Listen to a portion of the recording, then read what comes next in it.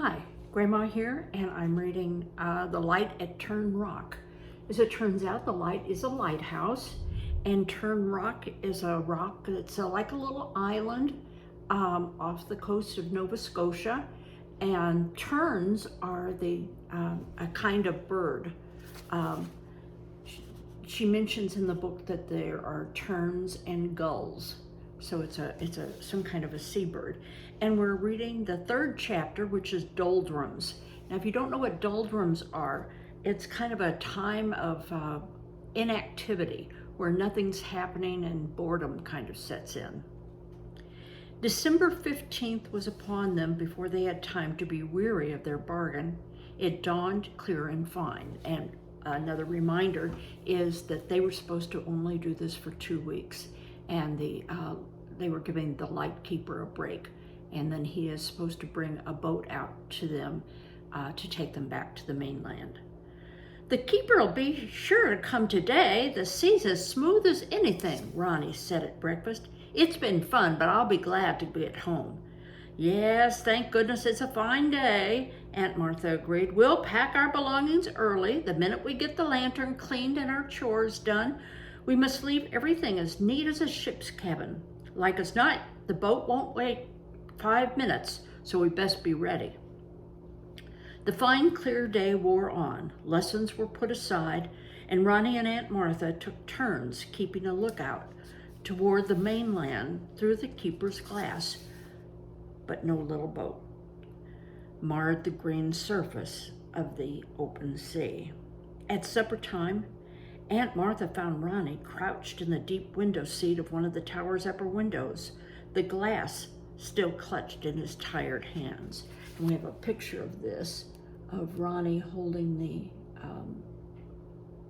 binoculars, which they called glass here. "It's been a disappointing day, Ronnie, I know," she said gently, "but come now, dear, and help me with the light." He didn't answer, and she went on. "What's one more night? We'll light our lantern, and then we'll have our tea. There's a hot fish chowder simmering on the stove this minute." Ronnie turned a grim little face toward her. "It isn't that it's just one more night," he said. "He promised, Aunt Marthy. I heard him my own self. Not a day later than the 15th, he said. I heard him say it." "Oh, I know he promised, Ronnie, but something may have happened we can't know. Let's not be too hard on him. Like as not, he'll be here tomorrow. Come now, whatever happens, our lamp must burn. And I need your help. No woman can manage it alone." Ronnie jumped down to the steps and plodded wearily up toward the lamp room without another word. The next day was the same. And the next, the 18th, the 19th, the 20th, the 21st, the 22nd of December came and went, and still no boat from Twin Islands or the mainland. Nothing beyond the fringe of flying spray as wave met rock, but the vast expanse of green water. Ronnie said very little. He did his share of the work with a hard, unsmiling face. Wise Martha Mars knew that something deeper than disappointment was gnawing at him. His sense of justice had been outraged.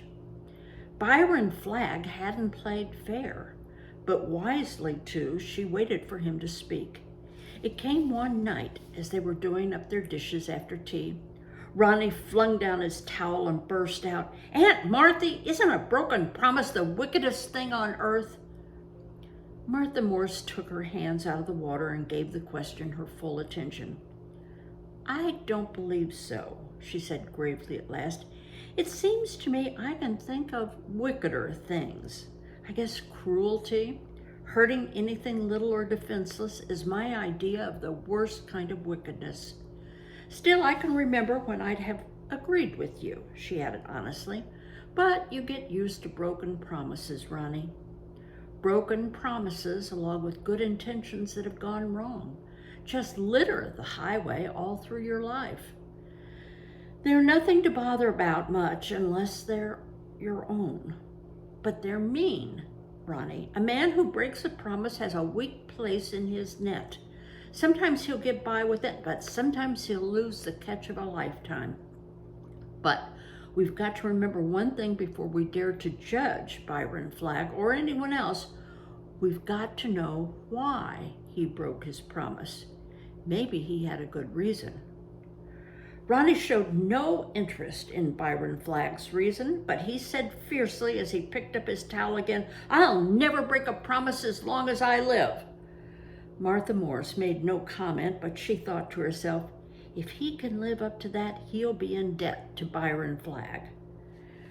When they finished breakfast on the morning of the 23rd, remember this is December and Ronnie really wants to be home for Christmas, Martha Morse put her elbows firmly on the table, rested her chin in her two hands, and looked across at Ronnie.